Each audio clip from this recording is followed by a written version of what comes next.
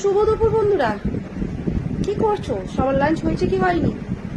Ready হয়ে গেছি, যাচ্ছি ছেলেকে নিয়ে পড়তে দিতে। ওদেরকে খাইয়ে দিয়েছি, আমি খেতে পারিনি, সময় পাইনি, কারণ আমি খেতে গেলে দেরি হয়ে যাবে। তাই বললাম যে ছেলেকে চল আমি এলেই খাবো। বলছে অনেক বেলা হয়ে যাবে মা, বিকেল 4টে বেজে যাবে।